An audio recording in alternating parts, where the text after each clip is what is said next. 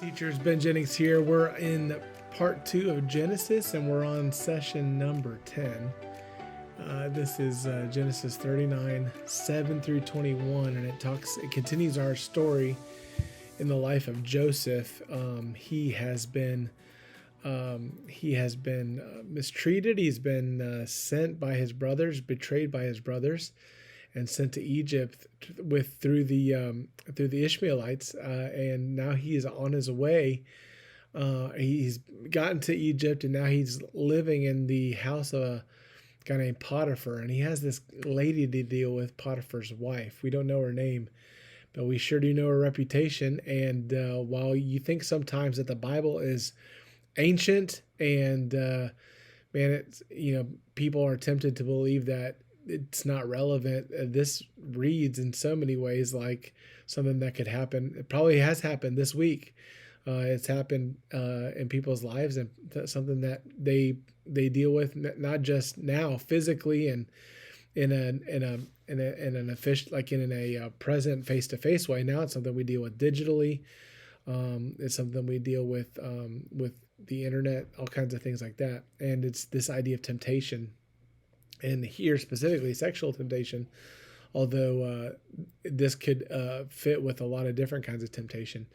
The lesson in the Explore the Bible curriculum is called Accused, and it talks about purity, honoring God. I'm saying that the subject of this particular lesson is temptation, and really honoring God when we're tempted. And we can honor God in temptation when we recognize the following truths about sin in the moment of temptation. These are things that we got to think through. And so we're going to see this example of Joseph obviously believing these things, because we're seeing what he says and what he does in the midst of this story. And he believes these three truths because he acts on them. And we see that here. The first truth we need to recognize is that sin is against God and others. We recognize that sin is against God and others. Genesis 39 verse 7 is where we're picking up to the story. And it came to pass after these things that his master's wife, that would be Joseph's master's wife, that would be Potiphar's wife, cast her eyes upon Joseph, and she said, "Lie with me." So this is a lady who is, she likes Joseph. She likes what she sees. But he refused. What a great response. This is not his wife. This is his master's wife. He said unto his master's wife, "Behold, my master wotteth not what is with me in the house, and he hath committed all that he hath to my hand." That means my master trusts me. My master's not looking over my shoulder. Everything, I have access to the kitchen. This would be the modern day. I got access to all the groceries. I'm doing the books. Like he trusts me implicitly. He has left everything to me. Verse 9, "There's none greater in the house than I, neither hath he kept back anything from me but thee." The only thing I don't have access to is you, because you are his wife. Thou art his wife. How then can I do this great wickedness and sin against God?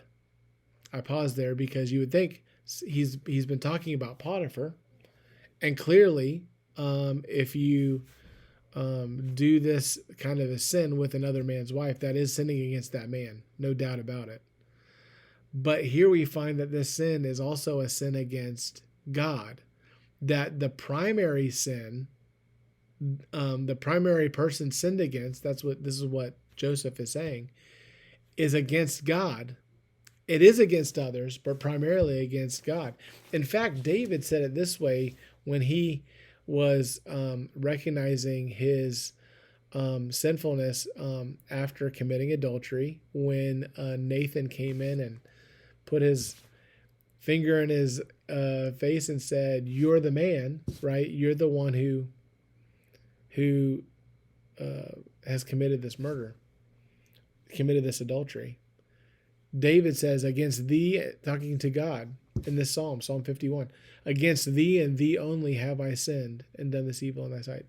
So did David sin against Bathsheba? Did he sin against the baby? Did he sin against Uriah? Yes, he did. But he's saying, in like almost extreme language, against the only God have I sinned.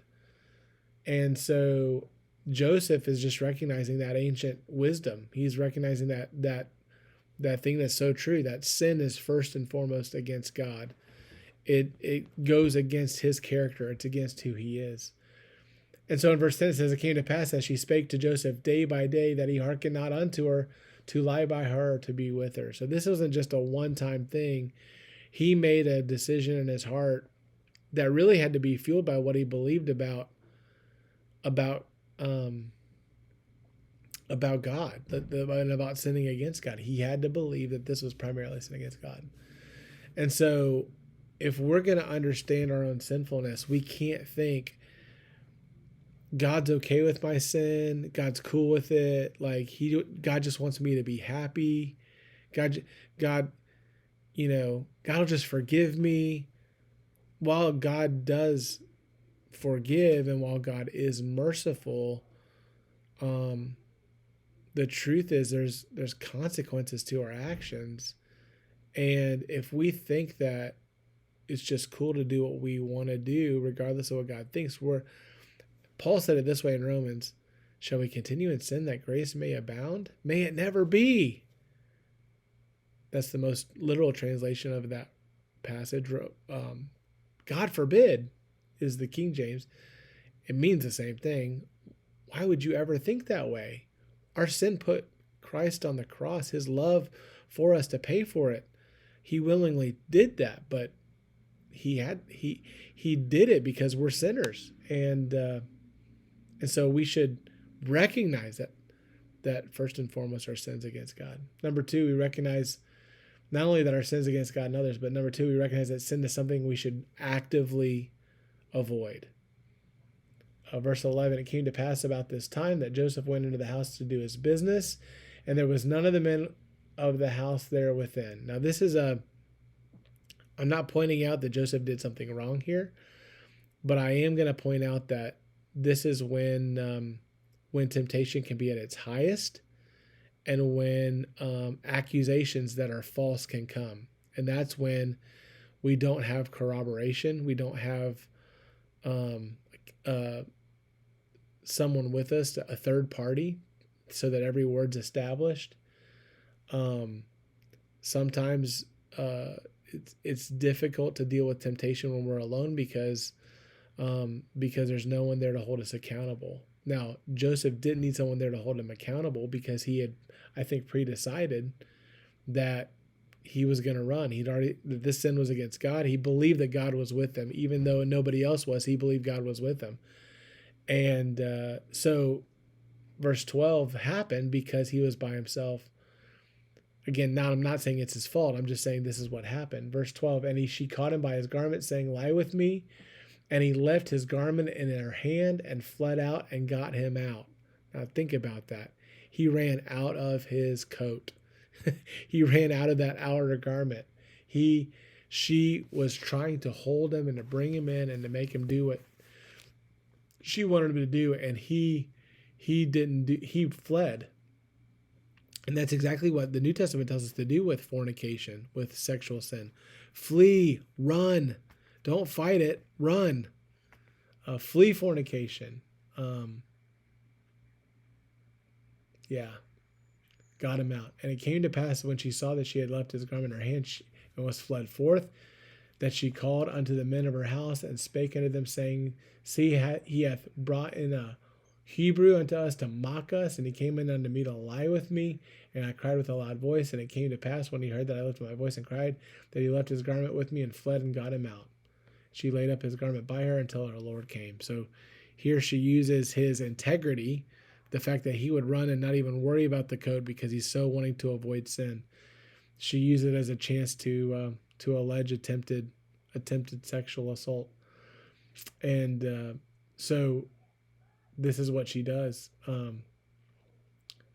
The truth in it that we see here that I think is important is that Joseph's attitude was God's with him, and that whenever that temptation came, he just needed to run. That leads us to the third truth. We recognize that we need to recognize about sin in the moment of temptation, we recognize that sin will be judged by God because God is just.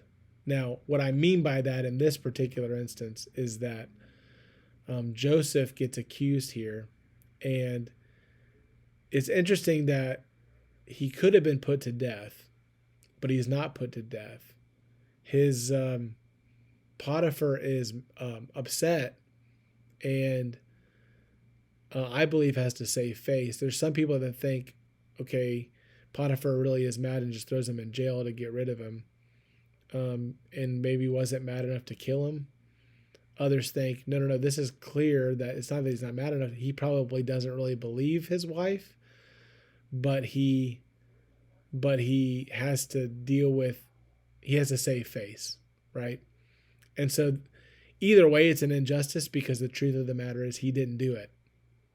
He did not sin, but yet he's paying the price for the crime he did not commit.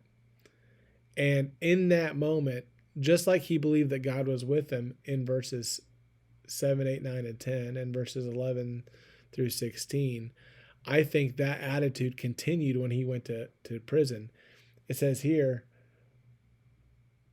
that here comes Potiphar, verse 17. She came in and she spake unto him according to the word, these words, saying, the Hebrew servant which thou hast brought unto us came in unto me to mock me. And it came to pass, as I lifted up my voice and cried, that he left his garment with me and fled out. And it came to pass, when his master heard the words of his wife, which she spake unto him, saying, after this manner did the servant to me, that his wrath was kindled. And Joseph's master took him, put him into prison, a place where the king's prisoners were bound. And he was there in the prison, but the Lord was with Joseph.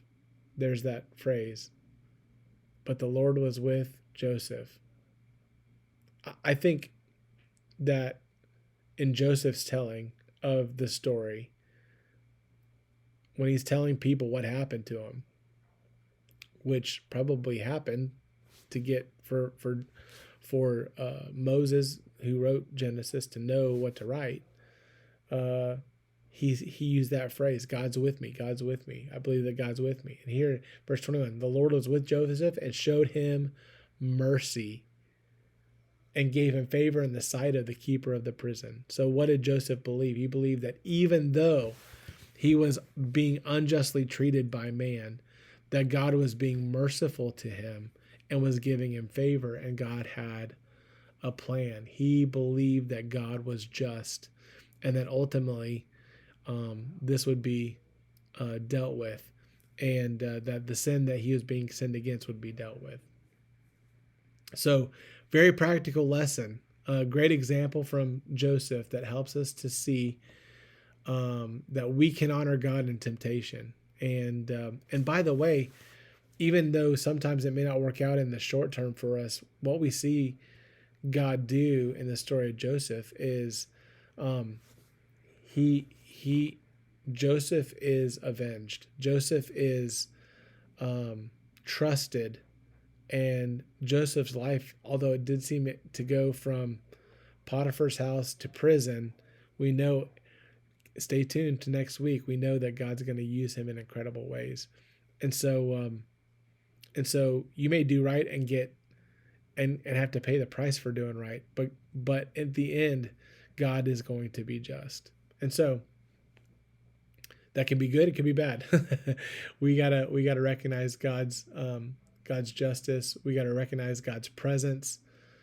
We recognize that sin is against God and others. That's something we should actively avoid, run from, and that we can trust our God who is just. I hope this helped. Have a great week.